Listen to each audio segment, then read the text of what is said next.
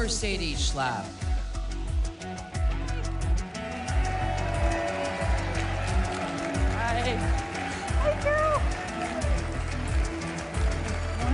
Oh, come on, your favorite governor, let's go. Okay, we're waking up here. All right, I think Governor Sanders, Sarah, Sarita, my sweet Sara. Oh my gosh, I'm so excited to have Sara with us. We are in countdown mode right now because guess who's coming? Who's gonna close out CPAC? I mean, just a slightly well-known individual, maybe the most popular human on the face of the planet right now. Yeah. So, America's favorite president. That's right, President Trump. Are you all excited?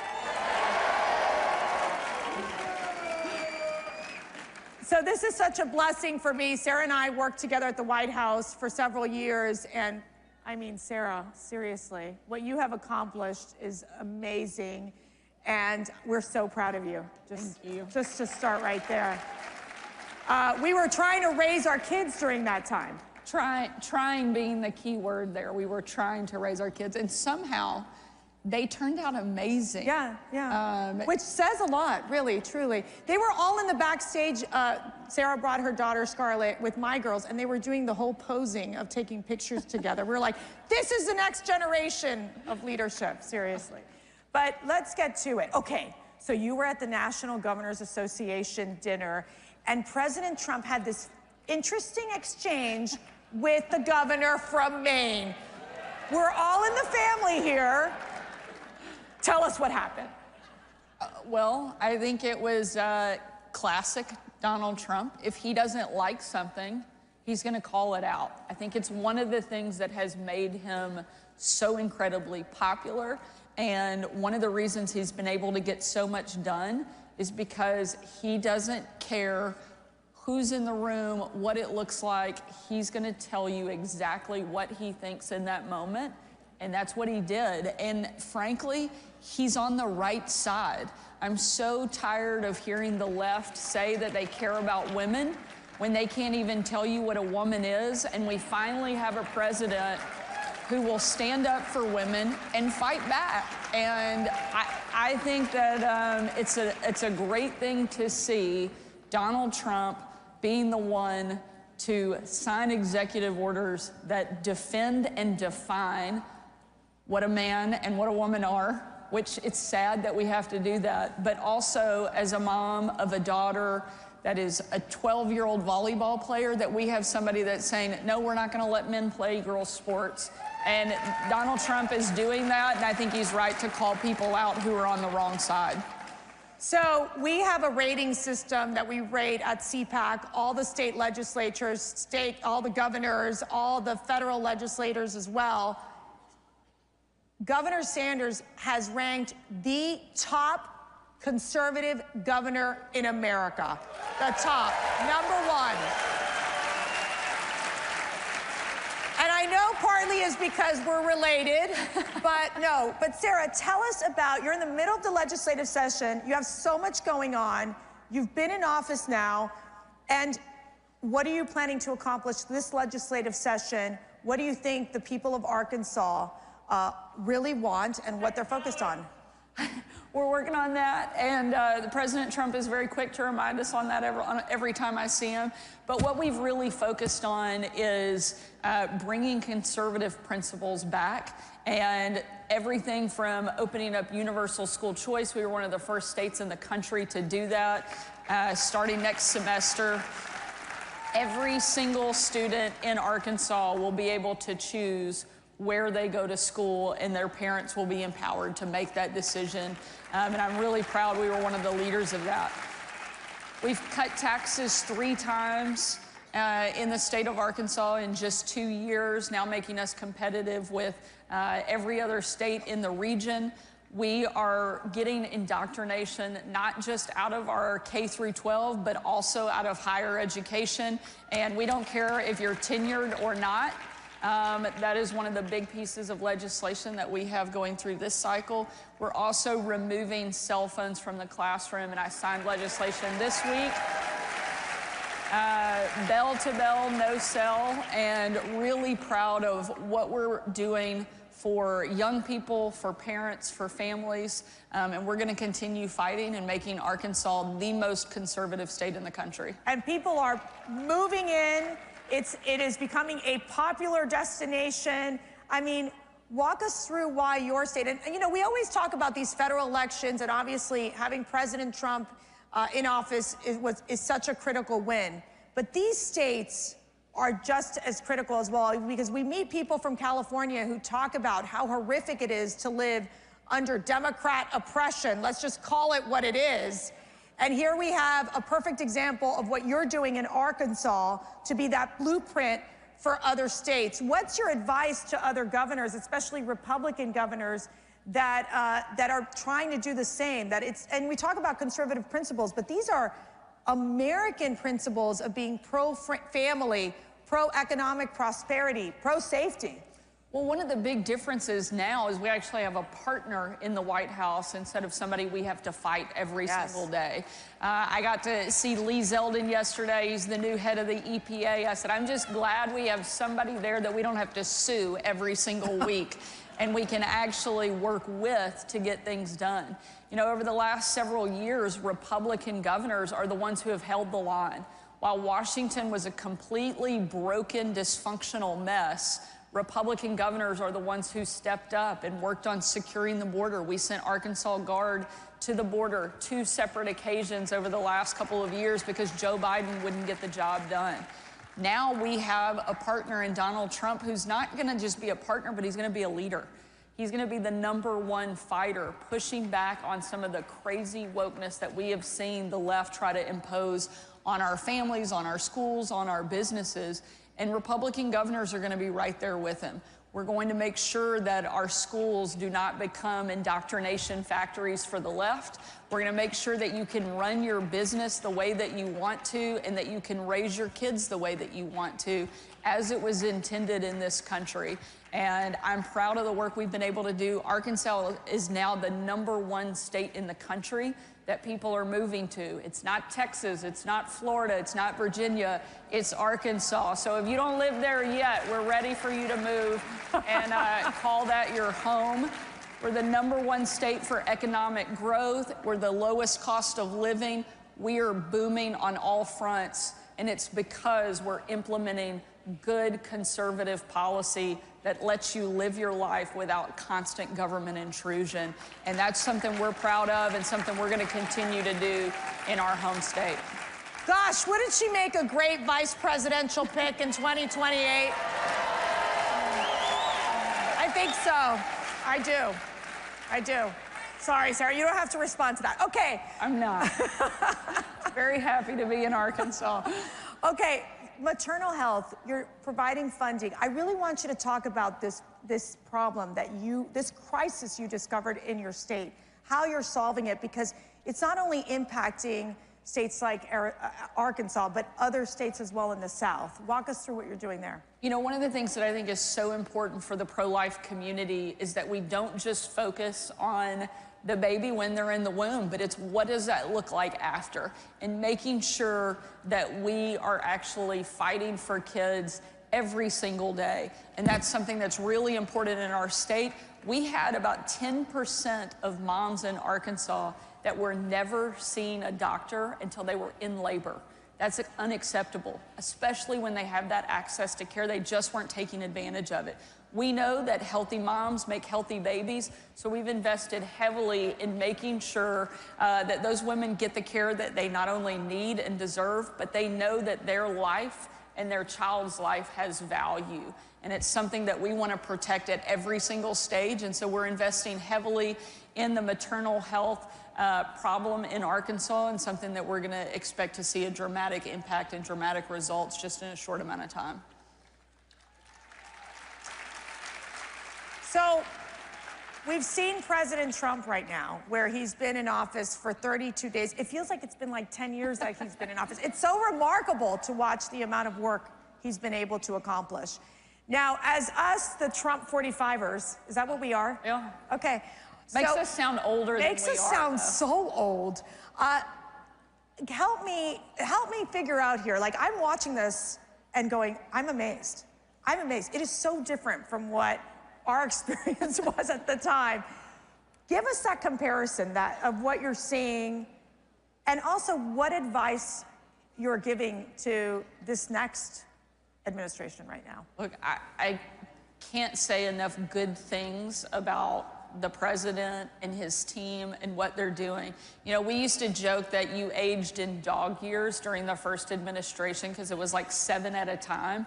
And so... We haven't aged, not a bit. Well, we didn't, but it was the most intense, most, I think, polarizing, difficult time that we've seen probably in political history in a very long time during Trump's first administration. Nobody expected him to win. And when he did, they weren't happy that he was here. Then they saw what life was like under a Trump administration, and they had a chance to see what life was like without Trump in the White House, and they didn't like it very much. And so now that he's back, people want to see him doing exactly what he talked about on the campaign trail. They want a strong economy. They want somebody who will secure the border. They want somebody who's going to take China on. He was the first president in my lifetime that actually called China out and is holding their feet to the fire. I was the first governor in the country to kick China out of our state, off of our farmland, and impose a fine on them. We know that's popular. And it was because of Donald Trump that we were empowered to take those type of strong actions. We have a president who's going to make our allies actually respect us and our enemies fear us. It's a total opposite of what we saw over the course of the last 4 years. You know, you joke at the speed of which Trump is moving. They always have heard the moniker that we wish that government could move at the speed of business. Well, he's redefining that all over again. There's the speed of government, there's the speed of business, and now there's the speed of Trump, which is unlike anything I've ever seen. And he's doing so much so fast, they don't even know how or where to attack him this time. Yeah. And so I hope that he can keep up this pace. I've never seen anybody with the level of energy that he has. As you know well, it was not surprising that we could get a phone call from the president at midnight, 1 a.m., asking us to do a laundry list of things and then calling us back a couple of hours later at 4 or 5 in the morning and saying, "Did you get all that done?" I'm like, "No, I didn't." But he doesn't sleep. He doesn't expect anybody else to sleep either. And he has he's almost twice my age and he has twice my energy. But it's because he loves this country.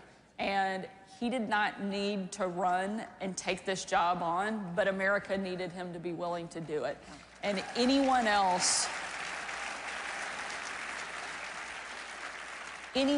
that would have gone through the level of intense criticism and the attacks, 2 assassination attempts on his life, would have given up. But this is a president who I think that only emboldens him more. The more they come after him, the stronger and tougher he gets, and the more he comes back ready to deliver for the American people. And I love getting to see him with this mandate and with this level of excitement for his presidency, because he deserved it the first time and he didn't get it. And now he's getting it and he's winning, and because he is, America's winning. So I love always getting the insider information. So there would be times, this is so funny, we'd literally our first meeting was like 7 o'clock in the morning. I can't even remember. It was so early in the morning. We're half asleep, and before you know it, they'll be like, President Trump had tweeted something out at 2 or 3 o'clock in the morning. So we would all look at Sara and we'd be like, "Okay, Sara, this is what he said. What are our talking points?" I mean, that's how it was. I mean, it was so really learning on the job too. So now that you've transitioned from being, the president's spokesperson, the press secretary at the White House, into being the governor of a state, how does that feel? I mean, how is it so different? It's really different when you're the one sitting in the chair and it's your name on the paper to sign legislation or an executive order. There's a different weight and responsibility that comes with that. But I could not be more thankful for the experience that I had in the White House, because I learned so much from the president. One, never back down, never stop fighting, and always do what you think is right, and the rest of it works itself out pretty well. And that experience, I think, gave me such great perspective. And one of the most important things and takeaways was that I didn't need the outsiders to define me. In those moments, the most difficult days that we had in the White House, of which there were many, we didn't need the outside world to define us. We had a creator who had already done that, who had given my life meaning and purpose. Amen. And my job is to believe that and try to live up to the path that he laid for me. And if I do that, the rest of it, whether it's in the White House, my house, or the governor's mansion, gets really simple after that. And so proud of what we've been able to do, and glad that I got to do it alongside some of the most amazing people on the planet. You're gonna make me cry.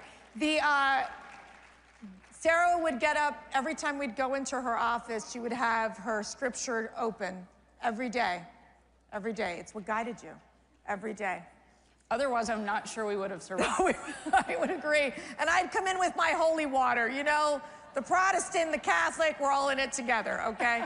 So I just want to get this question in real quick, because, you know, Doge has been a phenomenon. It's been a phenomenon in the federal government, but you have like pre-Doge. We started something we called Arkansas Forward. It was a project to go in, look at government efficiency, waste, fraud, and abuse. Just within the first 6 months, we've already identified at least $300 million in savings, which is big for Arkansas. Our budget's $6 billion. And so for us to identify that level of savings already that we're implementing, and some of it was as basic as getting rid of old phone and fax lines that haven't been in use in years. We will now save the state of Arkansas $1 million a year, just eliminating things like that. If we can do that on an Arkansas small state level, I can't imagine what they're going to continue to be able to uncover through Doge and the amount of savings and waste, fraud, and abuse they're going to be able to get rid of. It's an exciting thing to see. So, Sara, what inspires you every day? My family. I have, my daughter's here, so I'll cry when I talk about my kids. I have the three most amazing kids, Scarlett, Huck, George. They're 12, 11, and 9. My husband is incredible. He has the patience of Job because he is married to me.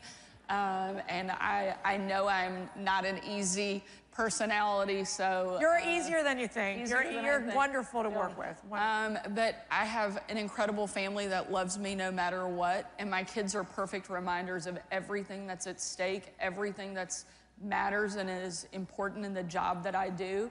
And I don't mean the job as governor. While that is a big role and one I love and I'm proud and honored to have, there's no more important and bigger task that I have than being a mom. And so I take that really serious and trying to do the best I can to deliver for my kids. So my call to action to you all is that you pray for Governor Sanders and her family, because it's really hard to raise a family, be in the public eye, and do the incredible work that you do. And what is your call to action to our CPAC family? To keep fighting. Without you showing up and cheering and championing not just the people that are running for office, but more importantly, what they stand for. Find people who love this country as much as you do, support them with everything you can, and keep showing up, because it makes a difference. Because there are moments where you're running for office or you're in office and you think you're all by yourself and nobody is there. And so when you look out and you see a room of people like this who love America as much as you do, it is a great reminder to keep fighting and not to let the naysayers get you down. So keep showing up, keep doing what you're doing. Thank you so much for being here. Okay, we love our Governor Sara Huckabee Sanders.